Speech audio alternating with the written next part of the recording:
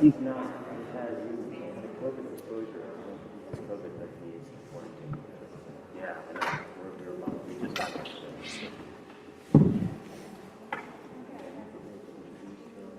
Yeah.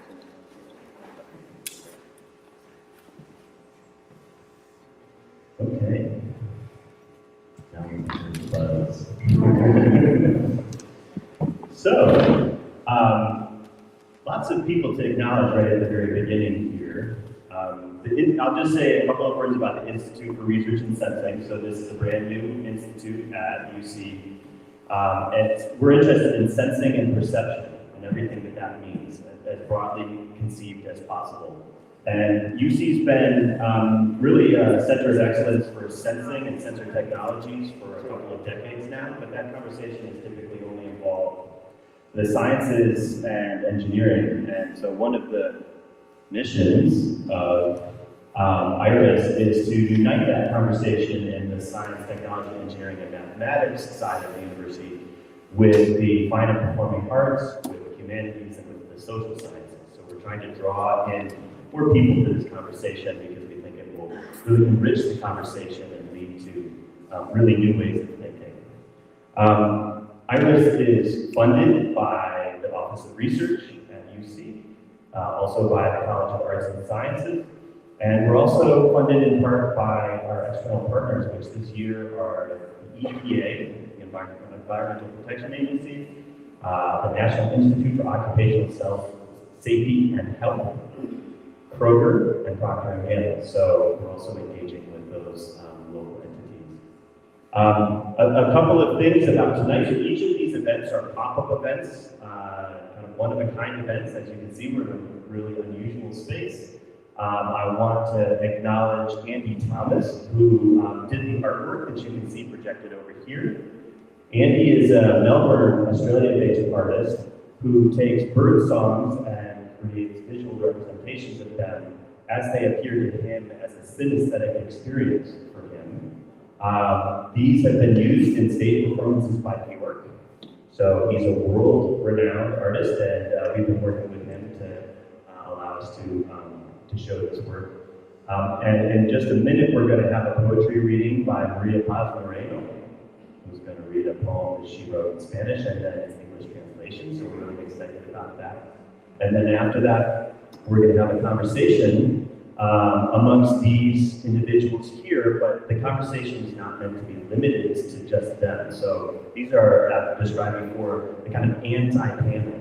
We've invited these folks because they have interesting perspectives on the topic of hallucinations and the nature of perception, but we also want you to be involved. And for those of you who have been to these before, you know what that means. That means raising your hand, asking questions, making comments. And when this works well, the audience is talking about half the time. So please raise your hand, speak up. We'd love to hear your thoughts or your questions. And so the central conversation is meant to include you as well. Am I forgetting anything thus far? Maybe just that people can sign up if they're not. Oh yeah, you can sign up for our mailing list if you wonder how to get information about this in the future. You can sign up for our mailing list on our website. If you just search for IRiS UC, that should get you to our website. And we're doing 8 of these a year. So the next one will be at the Cincinnati Observatory. And we've got another one that will happen at the Wave Pool Gallery. And we're booking more locations. So we'll have a third one in the spring. We're still finding a location for 2 in the summer, etc. So if you want to come to more of these, please do sign up so that you get that information from us. All right. The last thing that I'd like to do is to introduce Mark DeJong, who built the piece of art that you're all sitting in right now. Mark's going to tell us some things about that. So, thank you.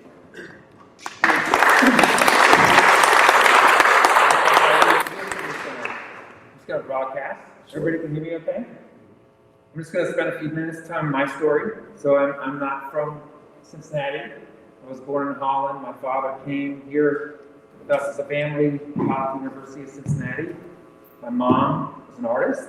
She bought the building across the street in 1980, and I helped her at age 14 help build that building out from her studio. And I bought that from her in 2005. Now I have 6 houses on the street. This is the most significant of my art houses. I've got 4 other art houses.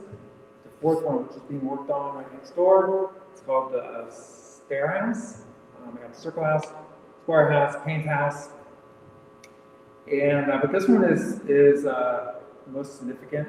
In the Stair House, they're totally immersive. They're meant to be experienced for 1 or 2 nights. So really, the people that come here, they accommodate the art. Whereas my other art houses, the art accommodates the people that live there. So, of note is every 2nd Saturday of each month, I have an open house where this is open to the public for free, from 12 to 4. And it's used as Airbnb. Generally booked out full time. If you're interested in booking it out, just know you have to go. Future actually days, like during the week, can be available, but weekends have been booked out. That's it. Thank you. Welcome.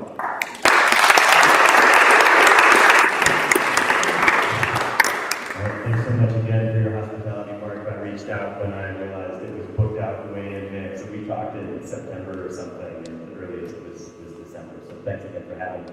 And Mark's available to show us around the Stair House after. So if you haven't had a chance to go over there, feel free to do so. I haven't checked it out either. So. That's right. So right next door, I actually had a show in October, the Photo Focus. That show is for the most part still up, still viewable if you're walking all 3 floors. Just know that, like here, the floors will go away.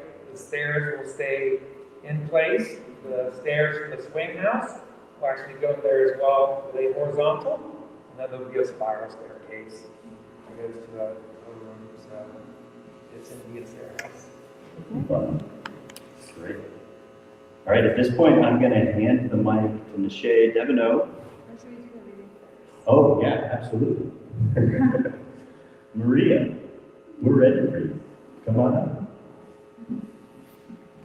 All right, so Maria Paz-Moreno is also faculty at UC, again, a world-renowned poet who writes predominantly or exclusively in Spanish? In Spanish, yeah. Exclusively in Spanish. So she's going to read a poem which is titled Último Sueño. Último Sueño. Last Dream. Last Dream, yep, in Spanish and then in English. And then translation, yes. All right,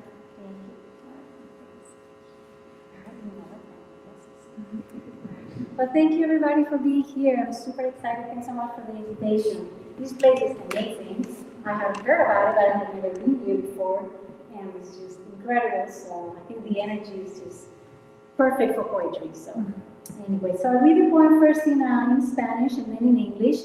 This poem, the idea came to me when my mom was telling me that my grandma, who grew up in the countryside in Spain, kept saying that she could hear sheep outside of our window, and we live in the city. So we tried to convince her that there's no sheep in the city. But she said, no, yeah, they're there, I can hear them every night. So from that idea, that experience, I wrote this poem called Último Sueño. Mi abuela Isabel oía en sueños rebaños de ovejas pasando junto a la ventana. Cada noche, en plena ciudad, las ovejas de su infancia le visitaban.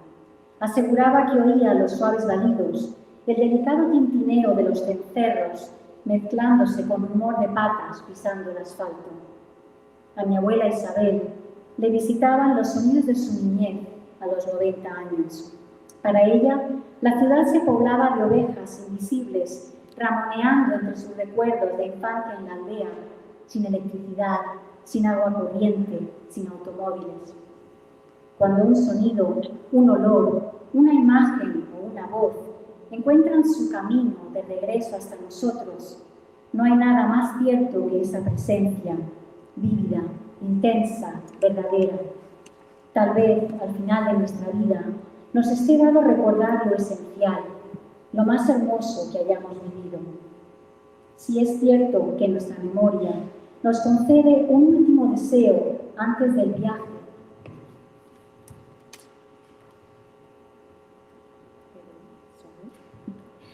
en forma de ilusión con visos de realidad, de alucinación hermosa como un cielo de verano, ¿con qué sonido dormiremos cada uno de nosotros? read the English translation. Last dream. My grandmother, Isabel, divine flocks of sheep in her dreams, herded next to the window. Every night, in the heart of the city, the sheep from her childhood visited her. She claimed to hear their soft bleating, the subtle jingling of their bells, blending with the rattling of their hoofbeats against the asphalt.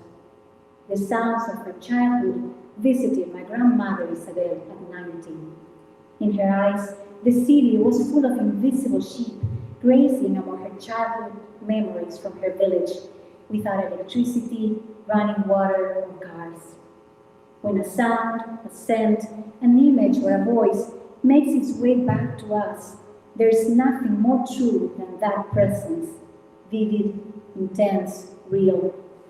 Perhaps at the end of our lives, we are given the memory of what's essential, the most beautiful moments that we've lived. If it's true that our memory grants us one last wish before the journey, in the form of an illusion with hints of reality, a beautiful hallucination like a summer sky, what sound will lie us each to rest? That's it. Thank you.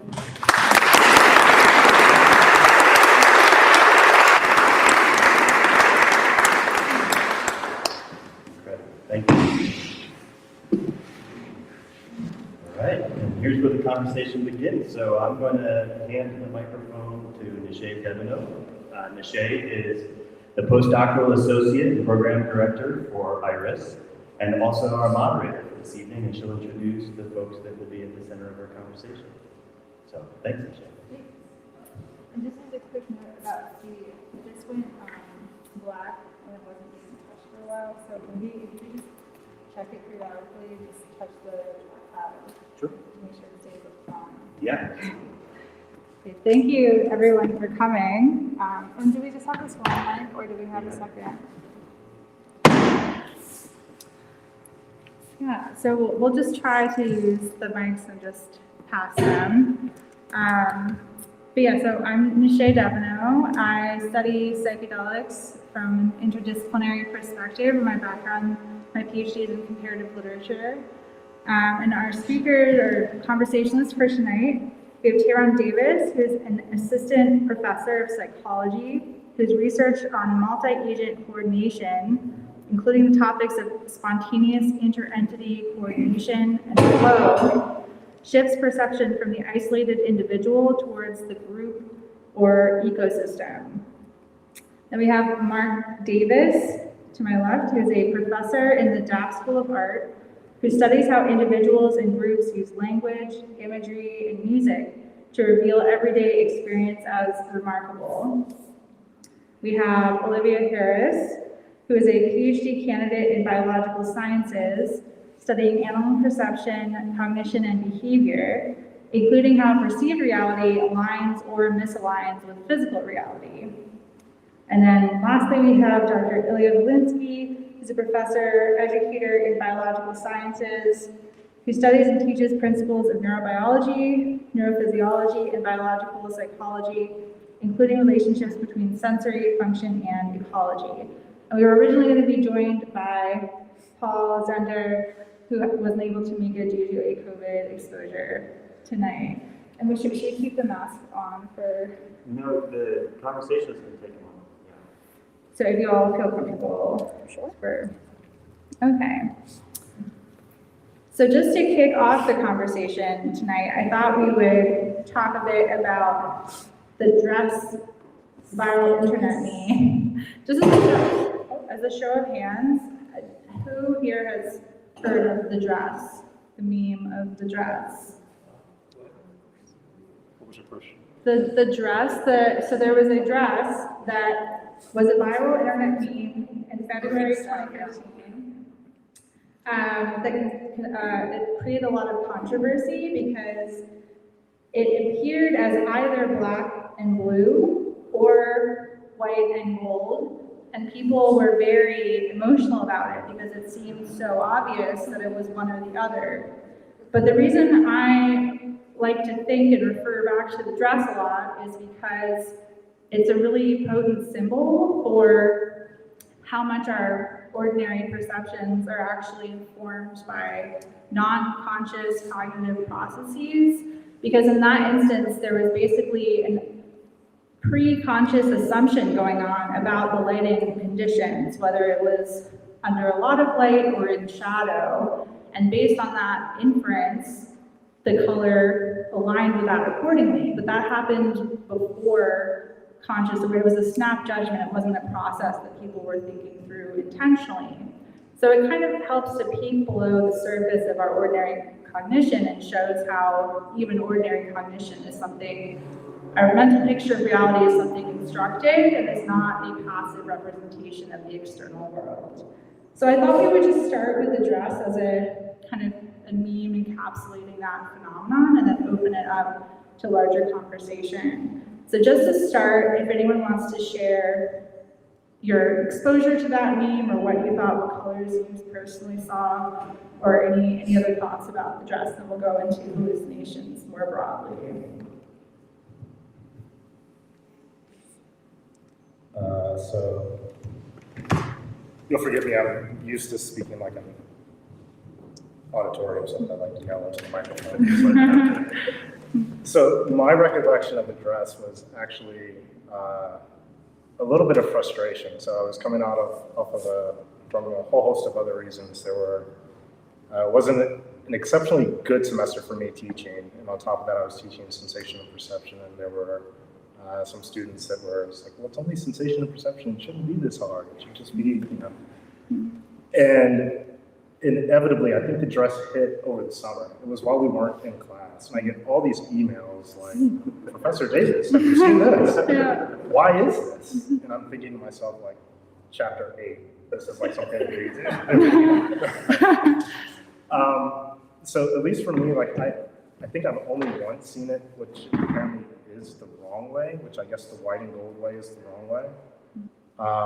And I've come across like explanations in terms of, I guess night owls are supposed to see it like the dark way, whereas like people that are kind of early risers, this is kind of connecting to your notion of like assumptions about the lighting. So then like it correlates with if you're a night person, then you're not used to seeing the daylight, which I'm a night person. So it's like, okay, maybe that fits with me. I guess at least in terms of like informing like my general overview of perception though, like the dress represents a very particular case, right? So like my thinking is always, yes, like you have this ambiguity and you have this illusion when you look at a picture of the dress, right? But it becomes a question of whether or not if I saw that dress right in front of me, would that illusion still persist, right? So you've got this situation where you have kind of like a very restricted amount of information that is provided to the person. And because that restricted amount of information is provided to the person, perhaps they're filling in gaps, perhaps other things are going on.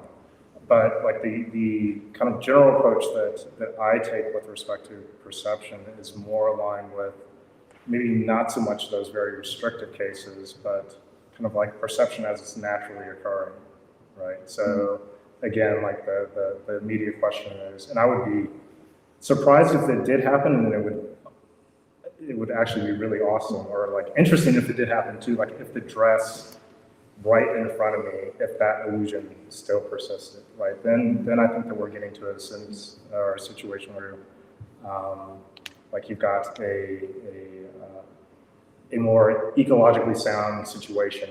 We're still being confronted with this particular illusion. Yeah, so. I'd like to, yeah. I think the dress really highlights the importance of context in a few different ways. First is, of course, the context that you bring to the experience. What you expect to see is what your mind creates for you.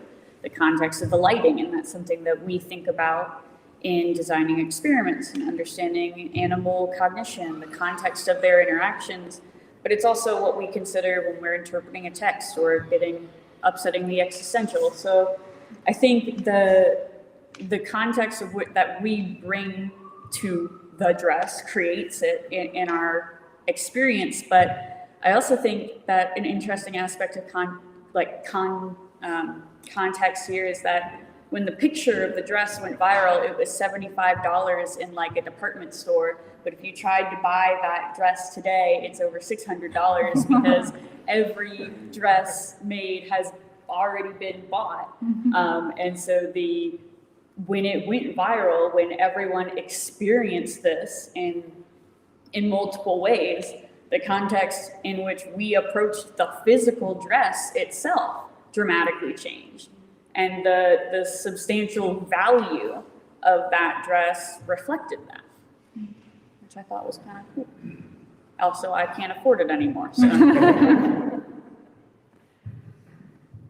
should just correct one thing that my name is Mark Harris, not David Mrs. any Oh, did I say? confusion. Oh, sorry.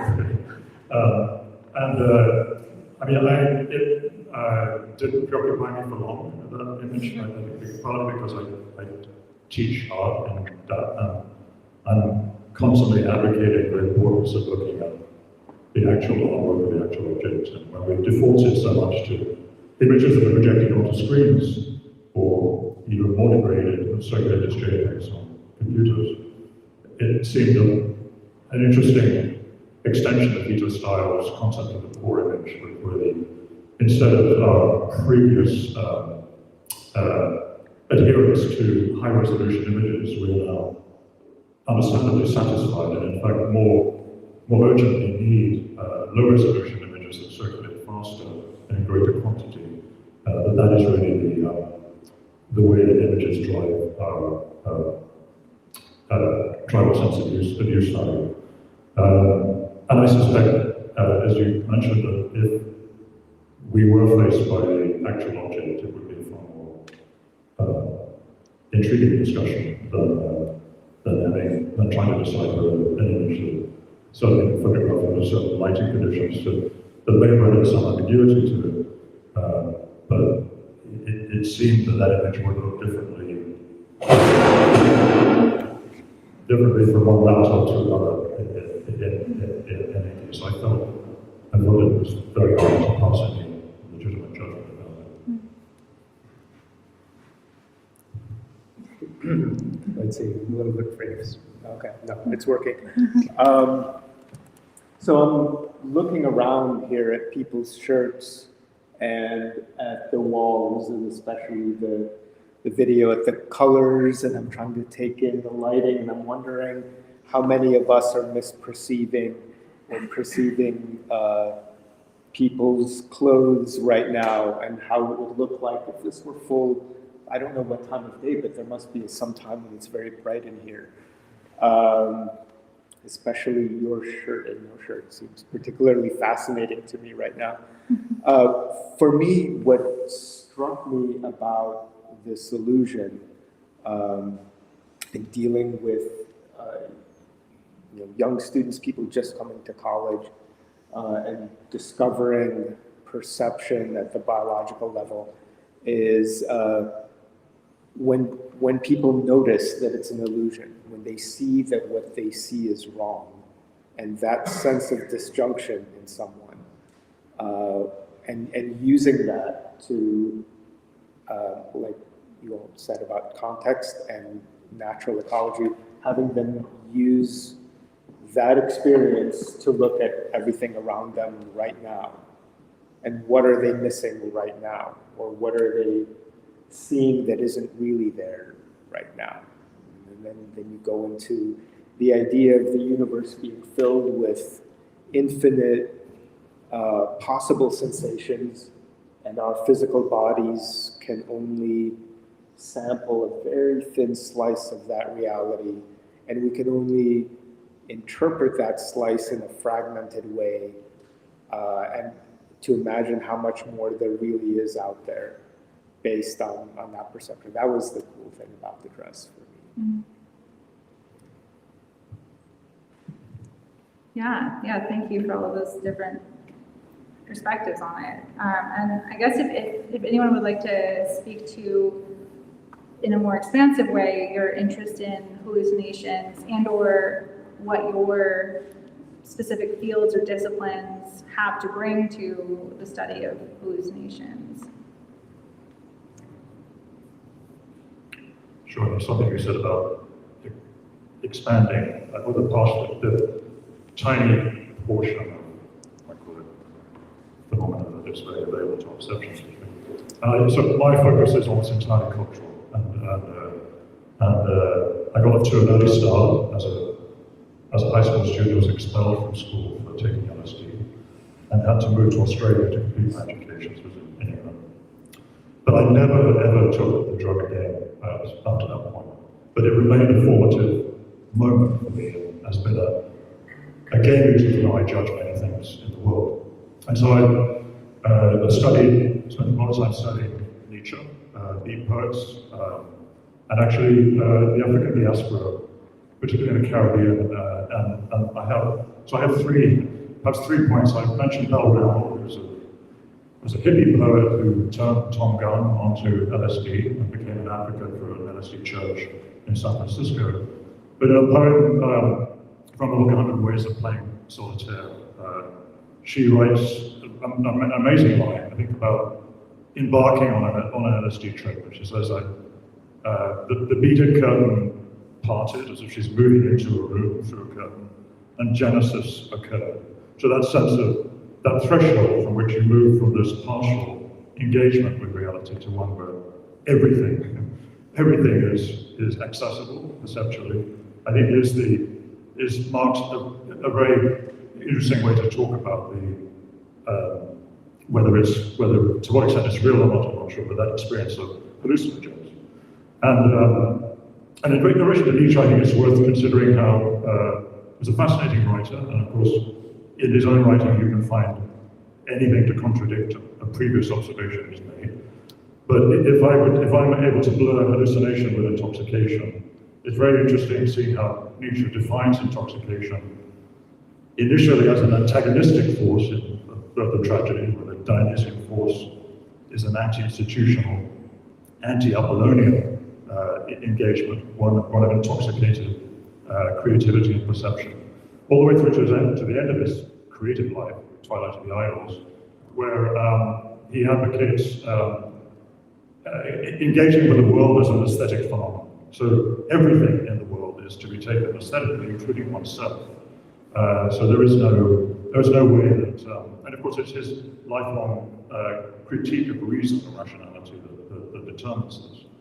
And then just to move, so from Nietzsche to hippie poets to Caribbean poets, someone like Campbell Brathwaite, a Barbadian poet who died earlier this year, actually last year, famously developed this term, the dialectic, from watching a woman sweeping sand from her threshold of her house on the North Shore of Jamaica, and wondering what she was doing and why she was doing that, since the sand was always encroaching on the house. It was a somewhat futile task. Sisyphean, as he described it.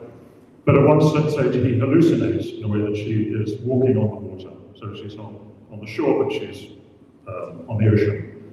And from that he is able to extrapolate the whole crisis of African diasporic consciousness is, how do we configure where we're from, how we got here, how we maintain this connection to the point of origin in Africa. And this, of course, he says, he feels is best explained by the concept dialectic, an anti-European, anti-rational concept, anti-dialectical, if you like, but also one which engages with the tidal flow, the ebb and flow, and the inescapability of accommodating that history. So I'm interested in intoxication and hallucinations. It threads through all these cultural moments. There's three of which I've chosen there: Nietzsche, Beat Hippie, and Caribbean, contemporary Caribbean poetry.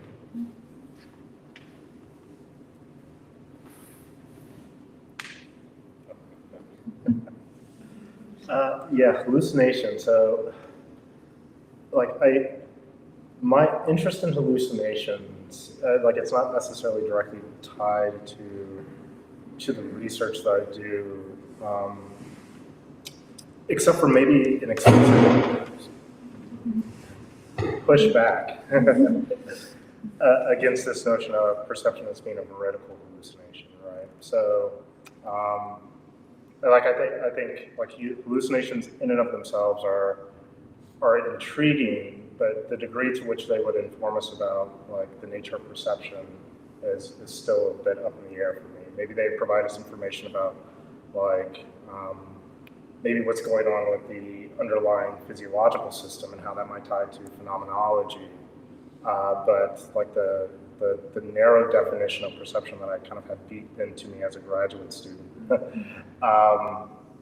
would really talk about perception as being like the transactions between the individual and things that are objects in the world, right? So there becomes a question whether or not if a hallucination, like if I'm seeing like the often example, I guess it comes from Dumbo, is like pink elephants, right? Is there really a pink elephant that's out there that's in the world, right?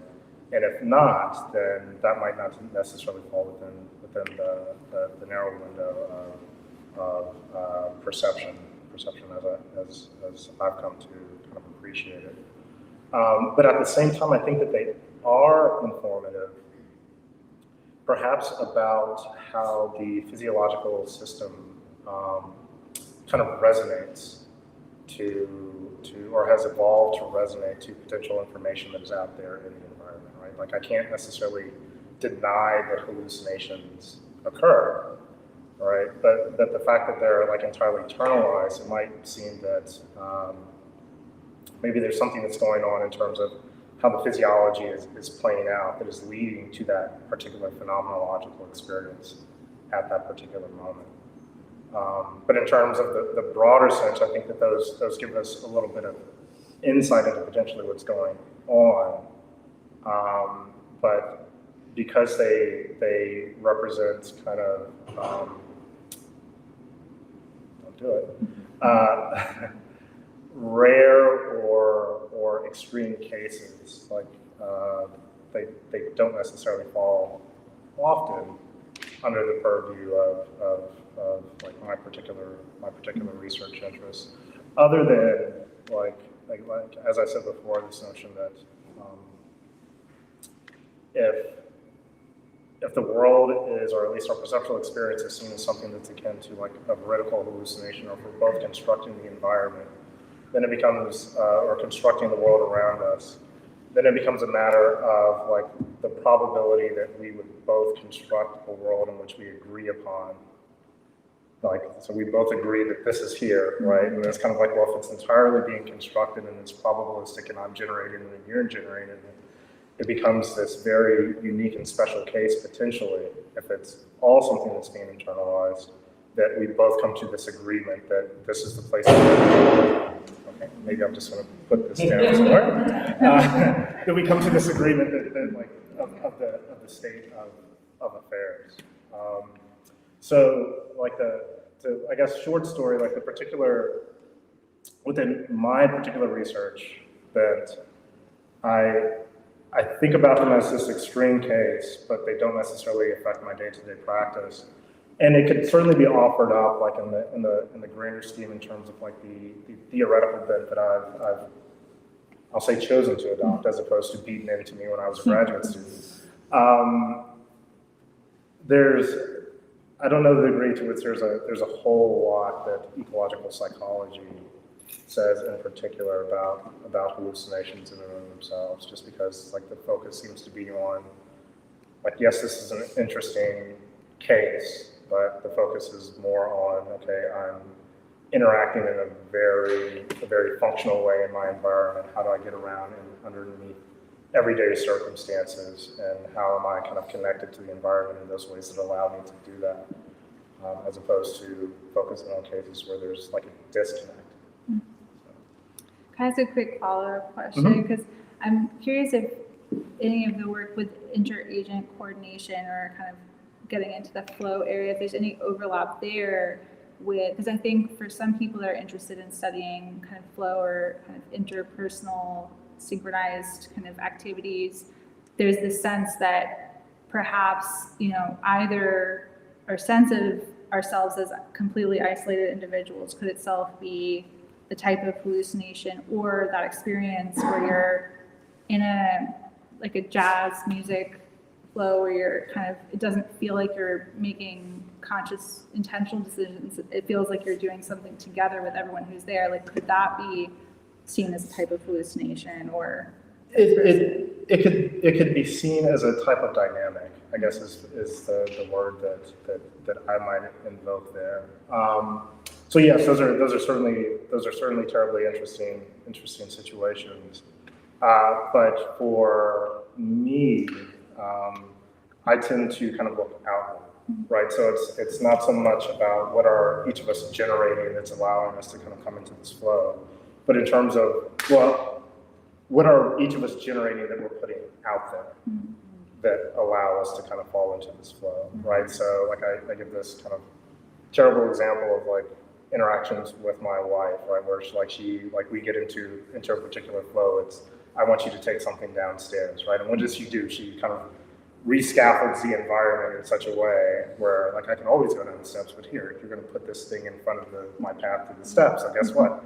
I could have always taken the box down, but now the box is in my way and I need to take it down, right? So there are interesting ways, I think, in which we kind of put things out there into the environment that are readily available to one another. And then we just kind of scaffold on top of those things that are out there in the environment that we're all putting out. So that's kind of like the way that I would approach something like that. But that's also very much divorced from like, oh, we're a collective and we're in this flow, we're in this groove right now, right? So like what I'm talking about is kind of like the very basic coordination, right? In terms of like explaining like what's tied to the phenomenological experience of like, yeah, we were in a groove, or we're jamming, or we're in the zone, or like if we're a sports team or something like that.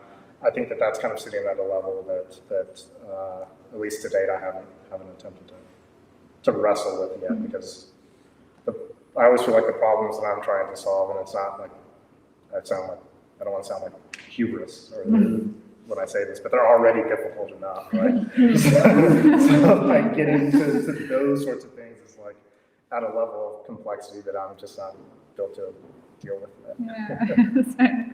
Did you? Yeah, so can I hop in real quick and be the first audience member to say something?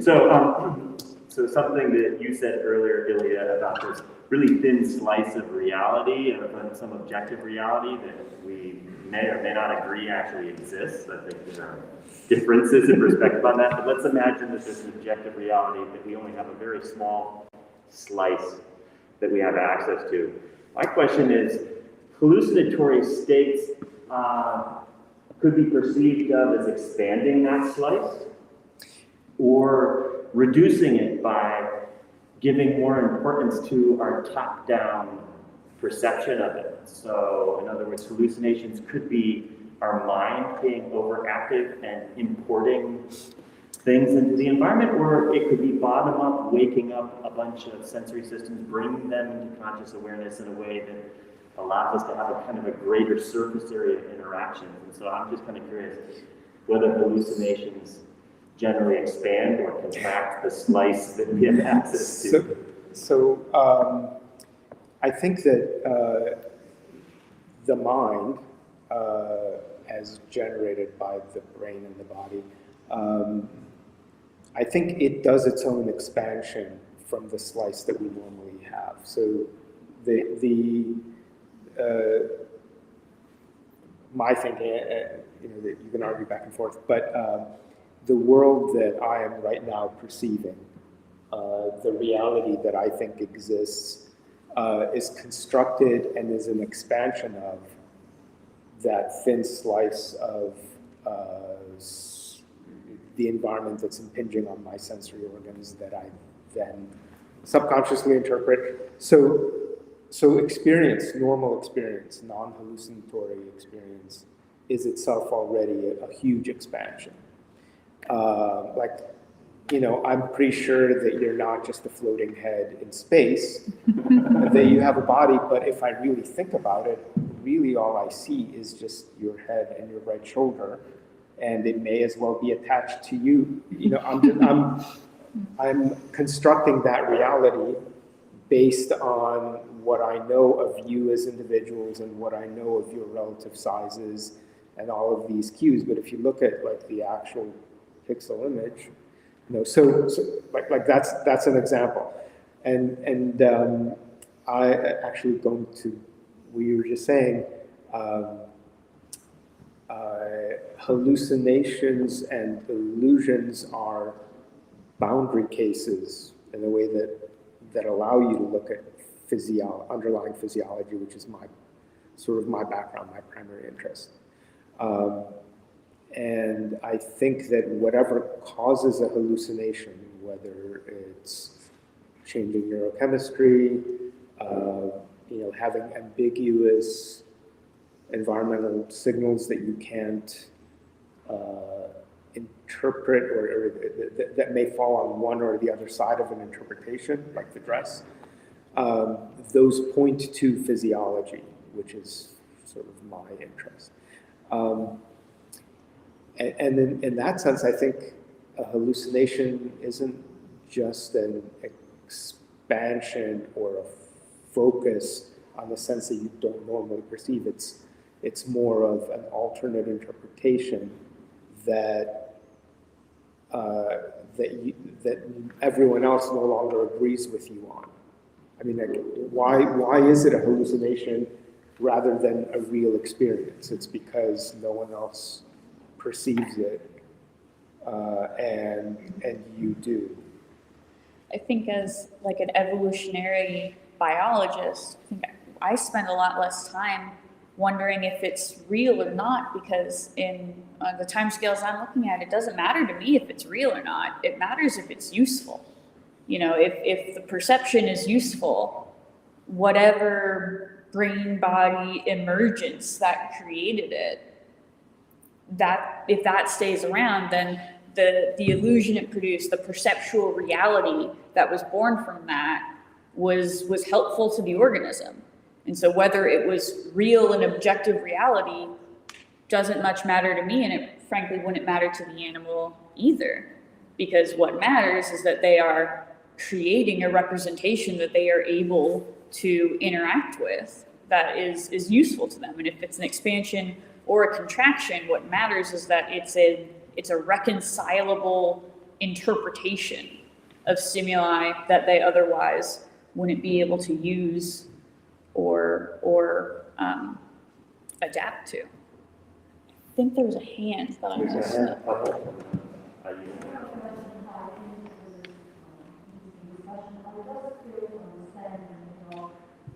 Especially during the year, right?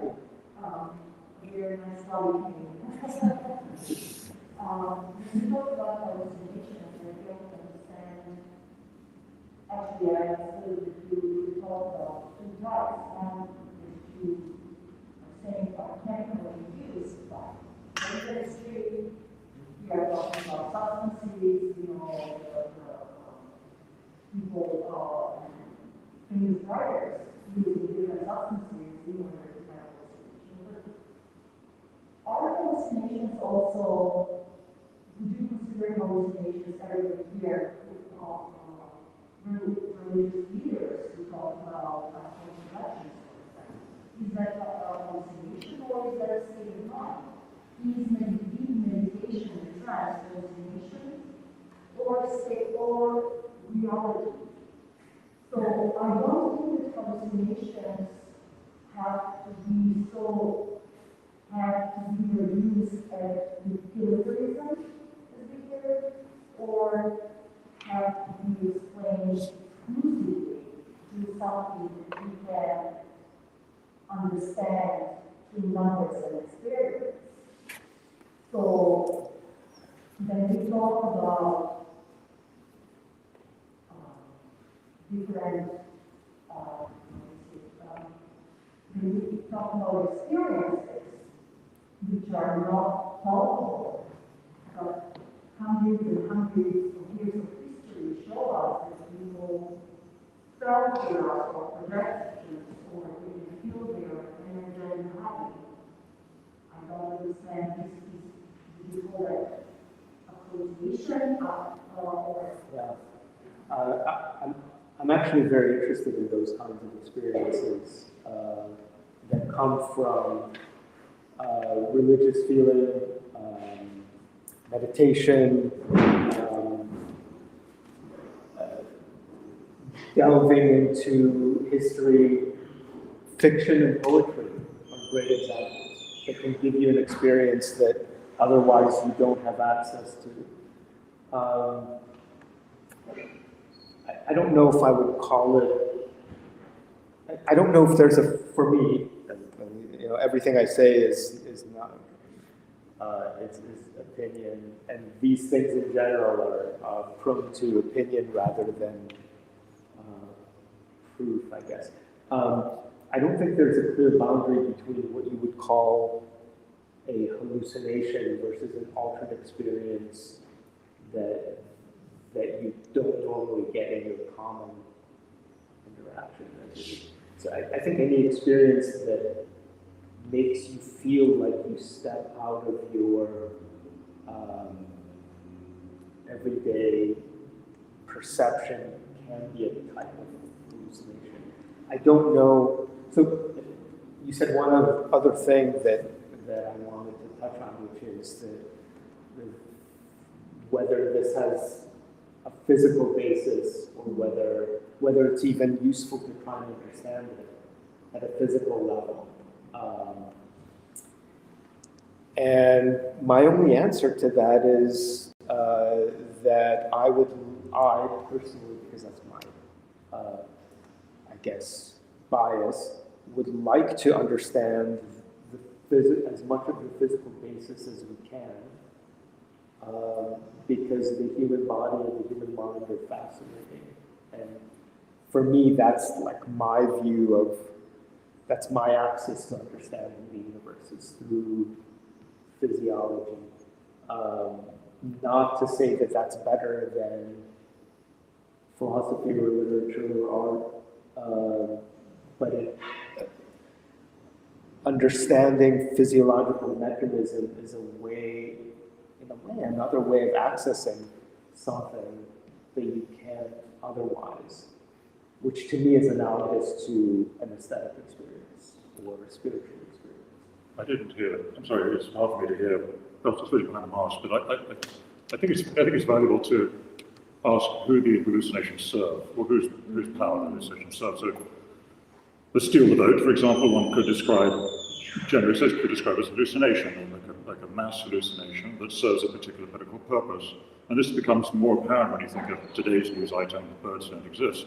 Turns out to be a constructive conspirity theory. I didn't hear this. And so which is to reveal the manipulative purpose of all conspiracy theories.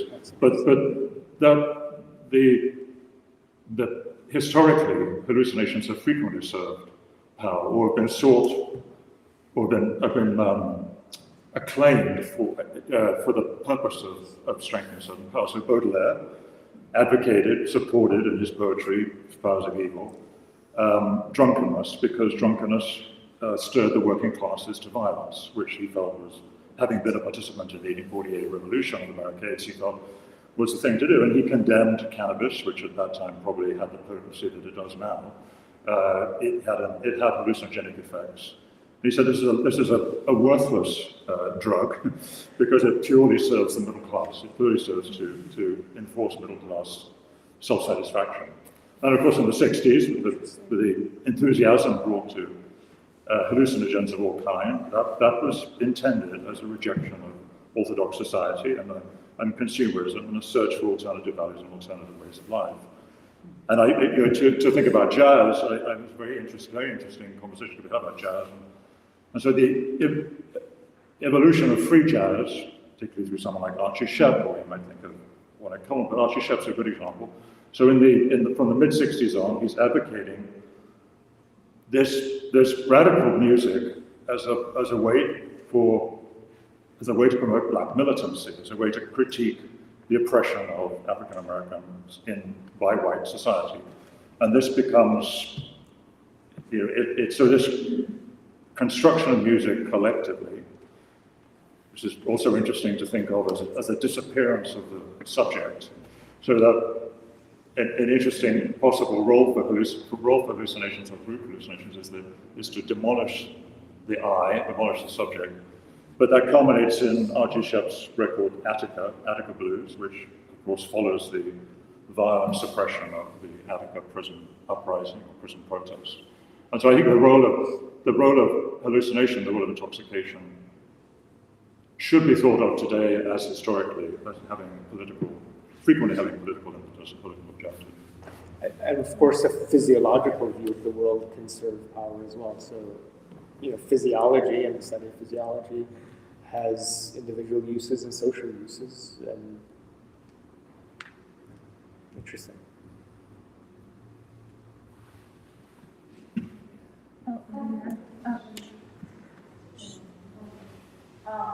Yeah, I was just wondering if it was the same when you're dreaming something that, not like a normal dream, but something that feels so vivid that you question yourself if your mom was playing games with you, or if there was something really real there. It's one of those dreams that you never really forget.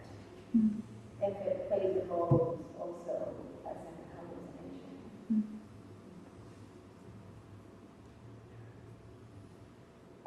It gets you looking. I mean, I'm not an expert on dreams, but from what I know, dreams are, from the bit that I know, dreams are pulled from memory, and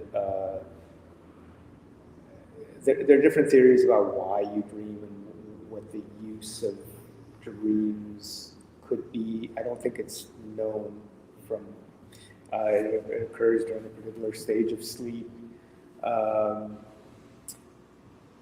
guess you could call it a hallucination because you very likely are not where you're dreaming, because you're probably, given that you are asleep, at least you know that that can't be the real world.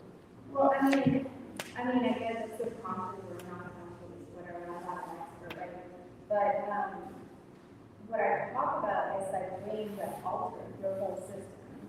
Where you dream about something that you wake up in fear, and you wake up shaking because it felt real. Oh, and yeah, the yeah. same dream you realized as a dream, but it was something. But you still experience it. Right. Yeah. To this day, if there's something beyond that there, that it disappears. I mean, if you experience something, then you have experienced it, and you may be convinced that it's not real by people. You can be rationally convinced by others that what you experienced isn't real. Like you could be dosed with psilocybin and not know it and experience colors, and later on people can tell you, no, someone like you were under the influence of a drug, you didn't know that you were, and eventually you might come to believe them, but you still had the experience. I would also say that from the perspective that perceptual reality and perceptual constructs are meant to be functional, whether you are asleep or awake, if your brain-body connection is receiving, even if it's creating it itself, lots of stimuli, the result is an interpretation of that. And I think if you're awake, you're actively engaged with the environment, but when you're asleep, if your body is still producing stimuli, producing signals, then a dream is the perceptual construction of that. And I think that that's just as veridical as what we do when we're conscious, because that's functional. That's what allows us to interpret everything that occurs. So as an artist, I sadly often dream about making artwork, and I have I'm making these amazing paintings that I make or whatever it is, and I'm in a dream thinking, this is fantastic, it's like this is my new artwork, and then I wake up and sadly I dream about catching spiders. So these dreams connect to our primary values. But I would say, and there's a more serious side to this, because the surrealists, André Breton particularly, and Louis Aragon, advocated automatic writing and the dream work as forces of liberation. And of course, their reason for this was that they wanted to completely revolutionize access to creativity, access to authorship, if you like, access to the role of the artist. And so, if everyone dreams, right, everyone can dream, we're all artists. We can all write automatically, we're all writers. And this was and it's not surprising that they thought they were communists, the Communist Party didn't want them, but it's not so, it's just the other side to the Walter Benjamin's essay, The Author as Producer, where you have the idea of enabling the tractor driver or the trash collector to be the writer was actually what the Communist Party wanted to do. And so in Russia, this actually happened. So the newspaper articles start to be written by working people. It's just another side to that political impetus. But the surrealists remained the artists of note, the writers of note. So the extent to which their revolution actually revolutionized writing and artistic production is questionable. But the idea is fantastic. I think dreams also represent an interesting test case again, because eyes are closed, so I'm not necessarily getting any visual information at the time, but the body is still very much connected to the external world, right? And it's almost like we're taking that information in, and perhaps that's contributing to the construction of the dream. So like, I remember, so she's 5, she's 2, so maybe this was 3 years ago, but my oldest daughter used to always want to sleep with us, and she was a wild sleeper, which means that I'm getting kicked, and I'm getting her laying across my neck, and I'm choking, and all this stuff is going on while I'm sleeping. And that would actually pop up in my dream, right? Like I remember very vividly being in a fight, getting choked out, and then I wake up, and there's this 2-year-old, and I'm just like, so it's almost like there's this sparseness of information, but I'm still taking information in. And the body's trying to figure out how to do it. It's like when you watch a show, and that's the last picture that you have in your head, and you have a dream. I guess maybe it's a night terror instead of just a dream. It's like something a little bit off the ordinary. I feel like the old dream, sometimes you remember, sometimes you don't remember, but then there's our dreams that really shape you, that it makes you question beyond of if what you really felt there was actually just a dream, or if there was the presence of something else. I don't know. I was just curious about that. We can dive into something else. Liz, do you have a... Well, I wanted to ask you to repeat your reference to the Attica prison protests. Okay. I think I kind of missed it, but I was interested. Yeah, it came out of my suggestion that we look at hallucination according to who it serves politically, and I mean not all the time, because I think there's also, yes, all the time, but because also the compulsion to say my hallucination is not political could itself be a political act. So that in the way that the avant-garde has done two things. So the avant-garde has, on the one hand, withdrawn Mallarmé's wonderful comment that he was on strike against society by engaging in a kind of arcane poetry that was not socially engaged. On the other hand, Baudelaire, who was very much engaged in a social mission to really change the world. I mean, not entirely, he did both as well.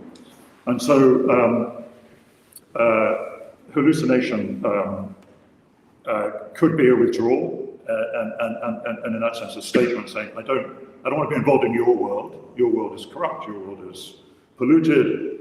I'm going to assert the importance of my private visions, my private hallucinations.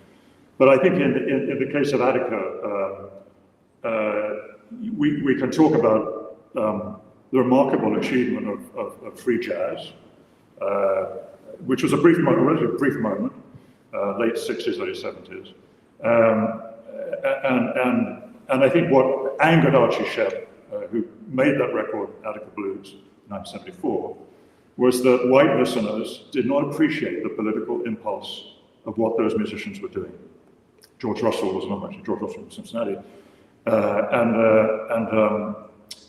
and that this collective production of the music, of course, came out of the black community, was itself an assertion of collective values, an assertion of the ability to generate beautiful music according to their own laws and for their own audiences, but it should always be taken as a part of the black struggle. And the Attica prison, so on that LP, all of the music engages with that phenomenon. It's really a survey of, if you like, a survey, an encapsulation of black music of all kinds. Really, oddly, William Kunstler, the radical white lawyer who went into Attica to articulate the prisoners' demands, he was the intermediary, before Nelson Rockefeller gave the order to suppress the riot. Kunstler is a reader on the record. So Kunstler is engaged by Archie Shepp to read this poem, 2 poems, in fact. So it's a record that's directly about the prison uprising, but it's not always about the prison uprising. So again, I think this is go back to Bell Randall, who said, I want to be able to write about drugs without writing about drugs. So I think that's, again, this sense of being able to engage politically with things without being explicitly talking literally about the event that you're engaged with, the event you're addressing. And so I think Archie Shepp on that record both does that, but he also asserts the right, I can make this music, we can make this free jazz, and it is still about Attica, it is still about police suppression and violence.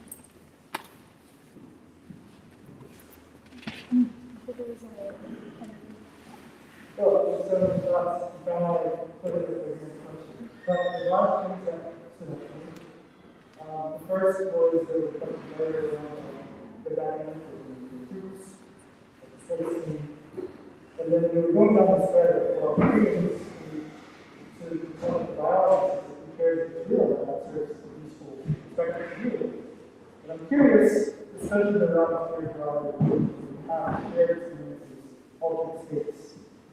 People have religious meaning. You have millions, billions of people who really have a shared vision of what is real. I don't really have a lot of going this question because there's a lot of thoughts, but maybe from the perspective of evolution, is there anything that you could offer about how groups have shared meaning with alternate states, or the animals do the same thing? I don't know, very good. I don't, well, animals do the same thing in the sense that humans we're doing our best. I guess I would say that I think it depends on when you accept something as being manifested in reality. You know, on the topics of like religion and stuff, if millions of people believe that something is true, for them, that is part of their reality. And in the same way that everyone is interpreting our own stimuli to create our own reality, we bring in our personal identities and the context with which we arrive to every situation into our interpretation. And that embodies yourself and your expectations in the reality you perceive. And in that way, it is very real because you are making it yourself. Because that is the world that your brain and body emergence is creating for you to continue operating in. And I think we'll have time for maybe 1 or 2 more questions. Is there another hand back there? Yeah. Well, my question is maybe very different from the religious experience question. In the sense that, let's say I go to a physician or to a psychologist and they ask me the question, are you suffering from hallucination? In the context of our discussion, what would be a sincere, authentic, and legitimate, and also not institutionalizing What outcome are you looking for? That's why you got sincere, right? Because you're asking for sincere response, you're telling me. Well, you're there for a reason. But I might not know what it is, right? And I could be suffering or I could be forced to, right? I could be co-worker, I could be, there's various reasons. I'm just saying that within that context, because that's both a position of, let's say, a power context, right? And an issue of also I might be there for, hopefully like that, and I'm suffering from something I can't think of, right? We say within the context of the conversation, how do we answer this both safely and legitimate, like in the sincere way, without trying to deceive the one who's asking. I can't hear Arthur properly, so can you say that again? Well, see, like, how do you answer the question sincerely, in the sense that I'm not trying to deceive, in order to be institutionalized or answer incorrectly. I mean, we'll get lots of motivations for what the outcome will be. How do I, as a, let's say, just everyday agent, continuing agent, answer my position, psychologist, or the officer, depending.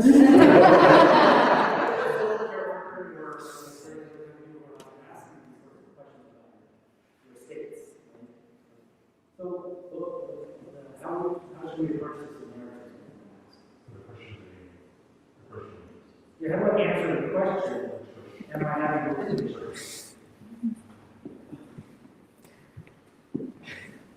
I mean, I guess what they're asking is, do you experience something that you have reason to believe is not real? Because if you believe it and it's your, then it's not a hallucination to you, right? How would you know what a hallucination is unless you get feedback from others, or unless you have access to memory that, tables don't normally move this way and this one is, therefore, So there you're getting to the definition of how do you know when you're hallucinating versus really being in an altered reality? No, I just said in this context, I was wondering, there's the pathology of hallucination, right? Hearing voices, for example. Or seeing people that are not there or visible to other people. Those things, to your point, could be very functional. They could help me function in the world. They could allow me to do whatever I need to do. They could even help me emotionally. So all of these things could be true, and yet society would judge them as hallucinations and pathologies. So where do we draw the line, I guess? I think a fair part of your answer to your psychiatrist would depend on whether or not you are in distress, because so much your perceptual reality, is meant to serve you and is designed to do so. And as we said before, it's the interpretation of so much signal. And if you have the sense that something isn't right, if there's like some noise from the signal peeking out into your perceptual reality, that would likely distress you, because it's created to be useful, it's created to be simple. And when it becomes not so simple, when the rest of the world is starting to bleed through, I think you get a sense, or the emergent property of your conscious self would get a sense that something has gone awry. And I think it's that sort of distress, whether it's like openly, whether you're aware of it or not, I think that's what often leads you to start interrogating your experiences, to see like, okay, wait, what evidence do I have that this might not be the case? I think you'd have to talk to people, right? So you can't in fact, the very question seems as a fallacy, because you can't decide this on your own. And you're referring back to Nietzsche's Human All Too Human, where he says, why is there a supposition that there's even an I? Why is there a supposition that there's an I thinks? These are these are fundamental questions that you should, and who exactly is hallucinating? And that's why I see Nietzsche as being an anti-hallucination philosopher, in the sense that maybe you are hallucinating to even presume that there's an I who can question whether you're hallucinating or not. But above all, talk to people, so R.D. Laing listened to his patients rather than prescribed treatments for them. Doris Lessing's book, Forgetting City, which is part of Children of Violence, is a fantastic engagement with Langian theories of madness. And it involves the resolution of the idea of hallucinations or the thought of hallucinations through talking to people who themselves wonder whether or not they're hallucinating. I feel that there is a problem. Am I tricking somebody that answering yes, no, or maybe? And are they trying to trick me with a trick question? Right? How I know, right? So I feel like those speakers that are stuck in a situation, knowing that there's a perception, right? At least in the trial here, it's interpreted. So I feel like, does that mean that maybe certain institutions should change their language? Well, I think, kind of speaking as a psychologist, but I'm not necessarily that psychologist,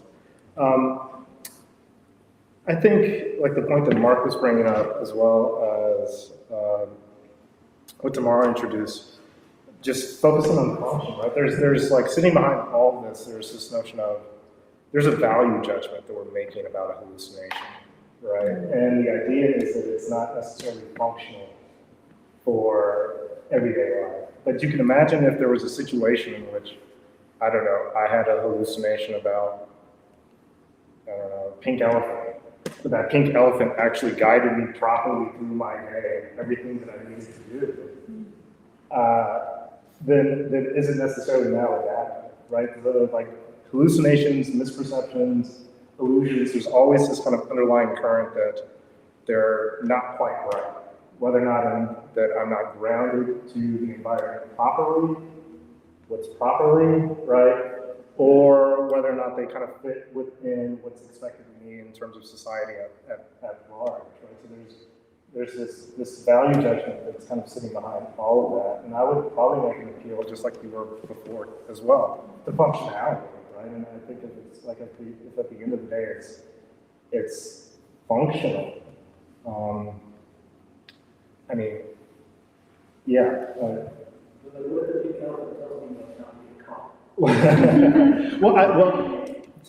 Sorry, just to kind of Mark's point where he asked about asking other people, I think that's where it becomes non-functional, right? So if it's like, I see a pink elephant, but Mark is not smart, right?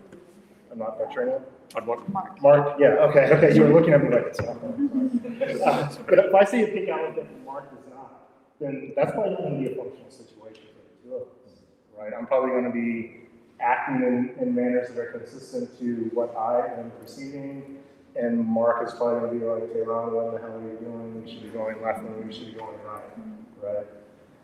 So in that sort of circumstance, it'd be okay if you're acting based upon these things in a way that is not necessarily allowing for you to function, then it's not beneficial.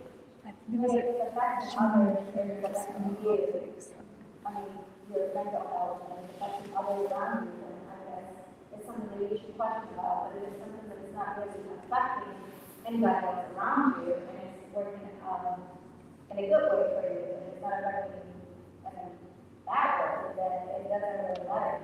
It's like that. Yeah, the answer would be yes, that's the functionality of it. Yes, that's hallucinating, but it's a bad sociopathic. Like if they're well, that's the functionality is not really, it's affecting others.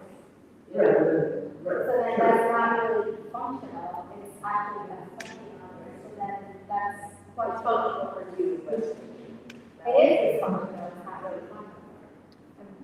I think there was a long time question over here somewhere. Yeah. Well, there's lots of things that come up while people have been discussing things, but the idea of functionality or distress as some sort of indicator of the reality doesn't quite fit with me because it's such a complex proposition. If a patient sat with you and they're relating distress about hallucination, is the distress about their lack of conformity? Is their distress, it could be about a million things, not just the hallucination or even hallucination. And I guess one of the other questions that came to mind is, so what makes us mentally ill versus spiritually enlightened shaman? And it's societal position, context. It seems like such an interweaving of individual societal constructs. It's very hard. I know this is all about trying to figure it out, trying to pull the pieces apart. But it doesn't seem very doable. It really is hard. You know, and even if you're like trying to come up with some maneuver or something where you take all the components into effect, how could you really do that? And so I always get caught up, and I wonder, like, could you really, like, and it would be amazing if you could, like, in the physical sense, show, like, individual differences. So if I'm an introvert who's having hallucination about something, is that going to be different than if I'm an extrovert? Or if I'm a person who's very conformist in a religious group, you know, all these sort of personal, individual traits, if they can be illustrated, differences. So I don't know, that's just a lot of stuff. I guess if you can convince many people that what you see has meaning, then you're not a hallucinator, then you're a shaman. I think you've kind of hit on a different I mean, yeah. If you look at the history of the practice of mental health, you see a lot of examples where things were, very bad. So it's shifting, isn't it? So it's societal perception. Compared to if you're looking back 60, 70 years for sure, even 30 years in some way, you can easily find places right now where it probably isn't where it serves people. I think because the kind of like this whole conversation that's going on, right? So like an anthropological perspective, like our experience with hallucination has to be based in like our cultural surroundings. How we perceive it ourselves is based on our own cultural upbringing, and then where we are, there are also a few studies about schizophrenia, being interpreted in different places. So in the US, people with schizophrenia struggle a lot, but in other cultures, people with schizophrenia, I don't know, it's more accepted in that cultural environment. So it is important to remember when we're talking about this, and talking about how we get your question, and it depends on where you are, it depends on who you're talking to, and it really depends on how you view hallucination in general. Like as a cognitive, as a cognitive, or simply as something that happens. Well, certainly it seems to me poverty and social marginalization are exacerbators of mental illness, for sure. And this is why there's you spend any time in New York, there's a disproportionate number of African American homeless who are clearly in need of medical help, hanging out in the subway on the streets. And but I think that there are certain avenues for not just societies or populations where schizophrenia or mental instability is treated differently or tolerated differently. There are certain occupations as well. And so when we say, well, okay, arts, music, writing, possibly, but then who has access to those, and who has access to the education that might lead into those professions effectively? And so that's not always.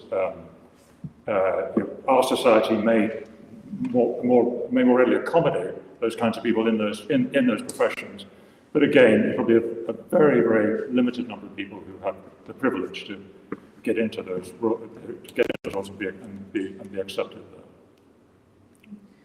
there.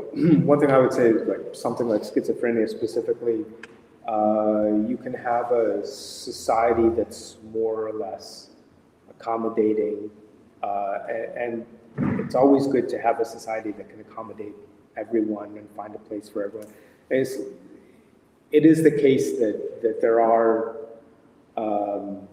real disorders where it's not just a difference in perception. So like, a lot of the auditory hallucinations in schizophrenia are disturbing because they really are disturbing. Like people experiencing them feel like they're being put down, or so it's not just that they sense something that other people don't, it's they're sensing something that feels like a threat. And so that's, I guess I would say, culture is as much a part of our environment as the air and the land and so you can just see that as part of the ecology in which humans live and evolve. But there are some hallucinations that really are not adaptive because they're just threatening or scary or overwhelming. Well, thank you all so much. I know we could keep talking. Oh, yeah. I'm interested in what I'm perceiving from just everybody in the panelists and their personal experiences when they study. And I think probably my tendency to compartmentalize things into a binary just because of culture. But I'm recognizing two different spectrums of hallucinations and perceptions. And I think mental illness and just personal perception is the first spectrum I'm hearing. And the second one, maybe Mark, I feel like you touched on intentional consumption of different things that would put you into a hallucinatory state. And going off of our point of usefulness, because I'm seeing these two different spectrums intertwined into modern pharmaceuticals and how we use the latter spectrum to affect the former spectrum, and how that might be problematic and how we consider useful based on each individual's perception. Because if we go to someone who experiences schizophrenia, are their perceptions and hallucinations useful for them? We don't know, and sometimes it's really hard to get somebody to discern whether or not they feel it's useful and it's jarring for them, because it's their energetic state that's being altered. So we take external things to affect them and affect their perception. And I'm really interested in all the panelists or anybody else. What does everybody think of using one spectrum to affect the other? Specifically, medication and how we do that, and the new studies. You said that you've only taken once. You've only taken LSD once, you said? No, 3 times, but it was very, very, very long. Yeah. I think I would also caution that you would just cop the third time. 3 times, 1 good trip, 2 bad trips. But excessive use of that drug can lead to schizophrenia. We know that, and so I don't think. Certainly in my experience, all of those around me at that time, we were taking it recreationally rather than for a particular sort of self-enhancement or insight, the wish for greater insight. It was a complicated reason for taking it, but a lot of it was recreational and to do with peer pressure.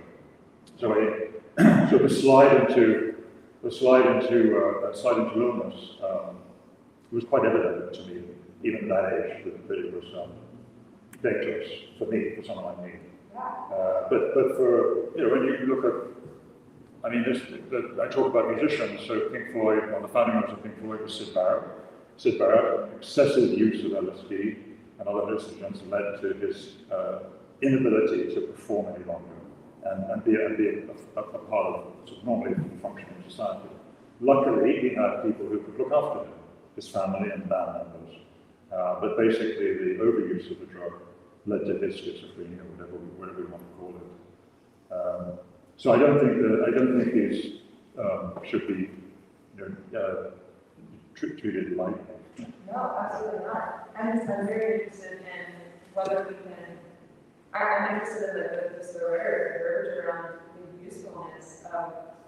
I mean, I think that's a fascinating topic that I definitely want to think about.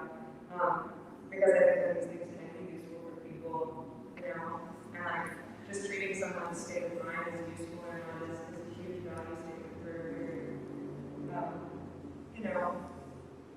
not because it's not per person, it's a very one-size-fits-all system to decide to discern whether someone's perception or state of mind is useful.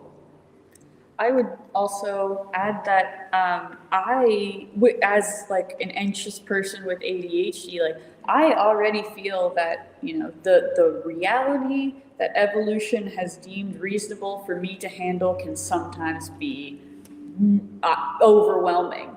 So I'm far more interested in the side of things, the side of pharmaceuticals that says, hey, let's tone things down a little bit for you, things that maybe do contract instead of expand your perceptual experience, because, evolution's been working on the human brain for a while, but we still got windows into dark alleys in there that aren't as functional, that can be maladaptive. So I think in the same way that you can be investigating expansion, there's good, and again, these are value judgments based on my personal opinion, but I think there's also a reasonable market for looking for that same contraction of perceptual spaces. So ADHD is a good example that brings up something that you made me think of, which is that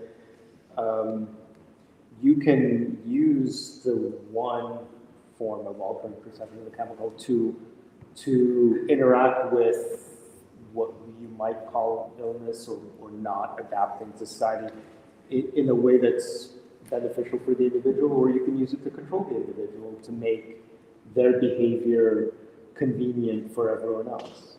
So there's a long history in medicine of using medicine sometimes to help, but sometimes to pacify. And that's always a danger. I personally don't see a principal problem with using drugs of any kind in principle, but you look at trade-offs. Not always easy to do that. People aren't morally opposed to chemotherapy, but it's a terrible drug, right? Or a terrible set of drugs. It's highly poisonous, but people use it for a particular purpose in a particular context.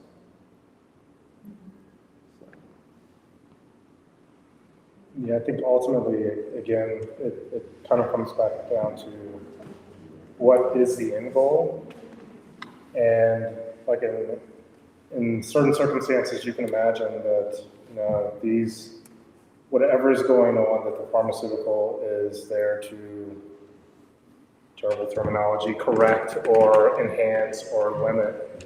I think a lot of it probably does come down to what's going on at the social level, right? So like when we were talking about function, like something that entered into my mind was, well, yeah, it could be entirely functional if I was just walled off and separated from everybody else. And maybe I can imagine a scenario in which if I'm having hallucinations that this is what plays out, right?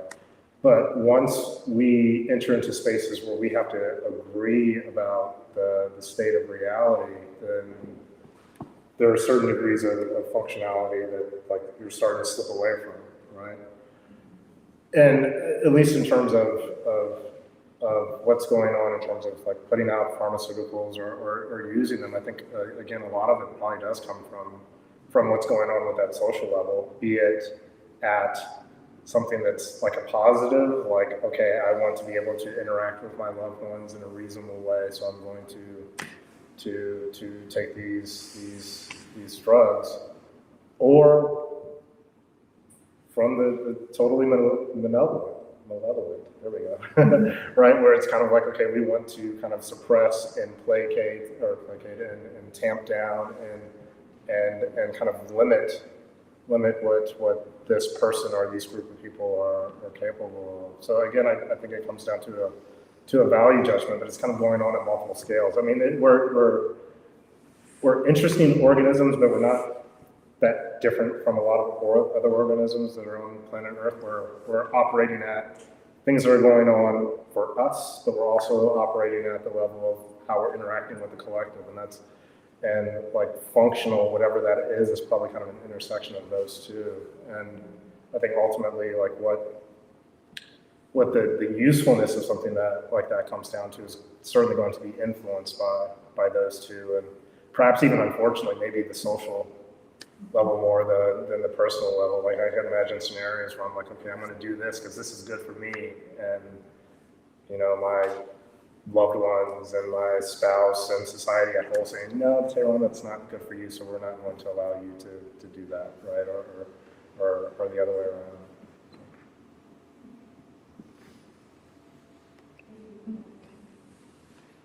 Well, thank you all for staying longer than we had originally planned. I'm sure if we could keep talking for ages. But thank you all so much, and thank you for all our conversationalists and also everyone for coming and for contributing with comments and questions. And I'll just reiterate, if you Google UC IRiS, our website will come up, and you can sign up for our mailing list if you are interested in coming to more events like this in unusual spaces around the city. Is there anything else you'd like to add? No, just that we have this space for the evening, so people that didn't get a chance to chat with anybody and want to keep talking can continue to spend time here. And Mark is going to let us go next door as well, so if people haven't had a chance to see the stair house in progress, then feel free to go and take that in as well. And thanks again. Let's thank all of our panelists.